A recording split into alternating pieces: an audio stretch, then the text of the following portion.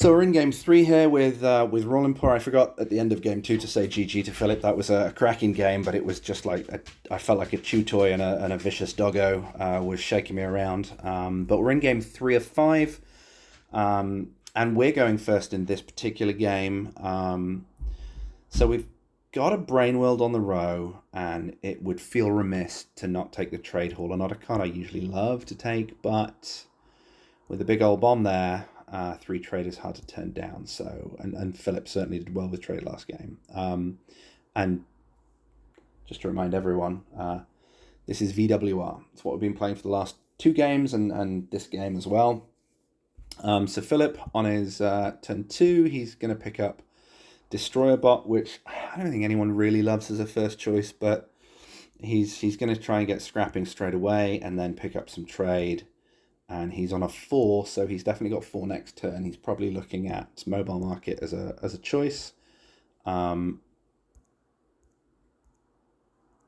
could consider taking Trade Bot here, potentially, and trying to pick up Storage Silo and trying to ally that with the Trade Hauler. But Mobile Market, really good in the sense that if we can pick up Trade Hauler and Mobile Market in the same hand, it almost guarantees us an 8 because we can scrap the Mobile Market to draw. And really this game is still looking like it's hinging on a brain world. And then Phil's got another 4 here. Takes the scrap, absolutely. Takes the Lancer, leaning into the damage there. And unfortunately we are not in a position to get brain world this time round. So we're going to pick up Parasite so that we don't cede all the damage to Philip. And then we're going to pick up a Storage Silo just to... It's not wonderful in the sense that he does have Lancer and he can take advantage of that, but at the same time, it does give us something to soak up all of that damage. He's going to, again, see Destroyer Bot, such a traitor, it's topped. Boo, rubbish. But he does pick up a Bacon, hits us down to 40, and we're going to mobile market into the Embassy Yacht. We're then going to draw. We were hoping to get the Viper, but the flip side of that is that by not getting the Viper, we do at least get Convoy Bot, which is great. It helps, 1, keep us square. 2, means we're not behind as far behind on the scrap game. And we topped it, which is perfect because now we can get rid of Bacon. Philip picking up Mining Mech and just dealing his damage. We're down to 33 against 50. Not looking necessarily wonderful right now. We're going to scrap out that so that we've got some damage going. 3-2 doesn't really do us any good here. We're just going to buy an Explorer and pass. And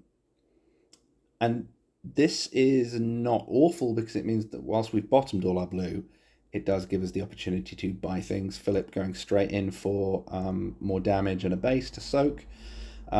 We want to keep applying damage. We don't want to fall too far behind and bloat our deck with stuff that we don't really want. Jamming Terminal is not really where we want to be at right now. It's a target for Lancer. It doesn't stop it dead in its tracks. It's not an outpost. So applying damage, taking the Orbital Shuttle on the basis that we've got some bases and we could luck out with that an Embassy Yacht next turn, on our next deck. Got me worried, Philip did, with his Mining Mech into those 2 cards, but he doesn't have the trade. He does knock us down to 28, but we're going to get the Hallowed 8 that we needed, just about take Brain World, and we're all in on the Brain World plan. We take the Imperial Fighter because we really don't want Philip to have it. He's got enough damage, and it's all about what happens here, and yet again, that Orbital Shuttle with the 4 scouts is a common theme we're seeing in our games. Philip topping his scrap and picking up a base, getting rid of our Storage Silo, leaves us with a fairly useless 7. So we're just going to take the Outland Station there and get, again, more damage out of Phil.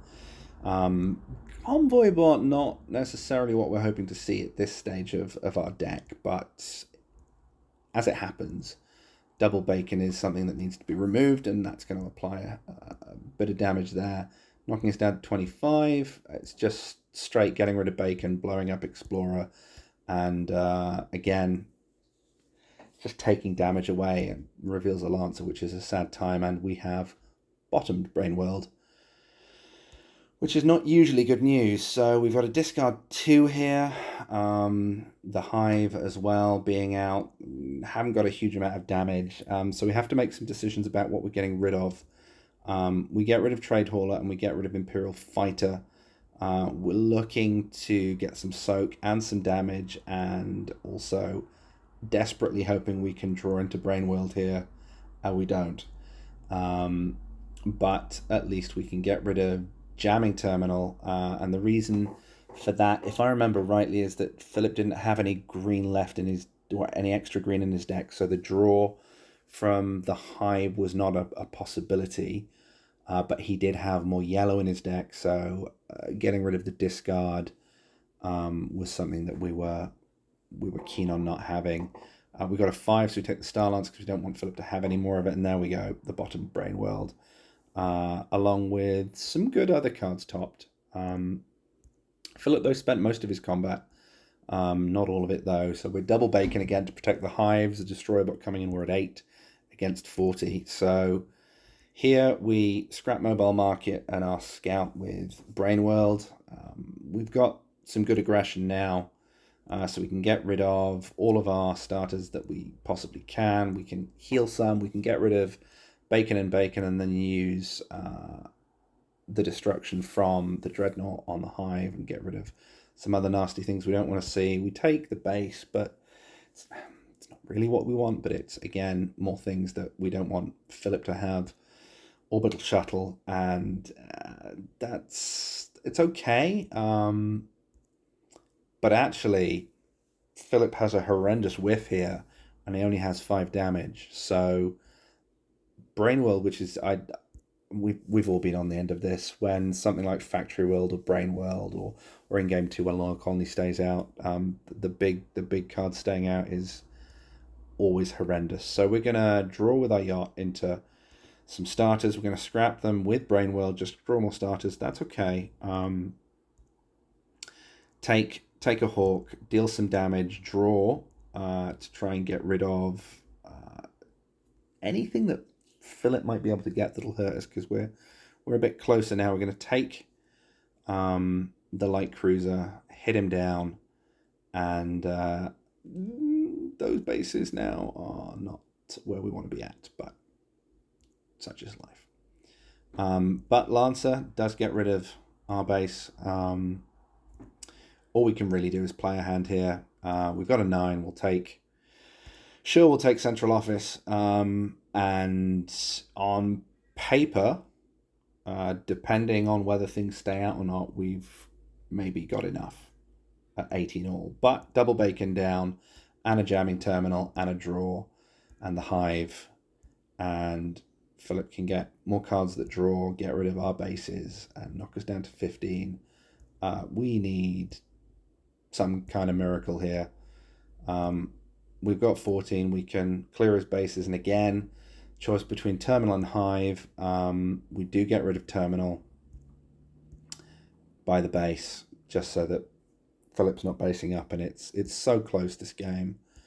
Mining Mech and all those cards that he didn't have in his other hand. So again, Philip kind of bottoming 4 cards that could very much have been influential, and we just have enough because of the Hive staying out for Lancer. And this was, I roared at the end of this game because I actually thought it was a best of 3 at this point, so I thought that I'd won the set, but I hadn't. But it was also such a nail-biting game. I think both Philip and I at times had some awful bottom decks. Philip whiffing on the chance to get rid of Brain World.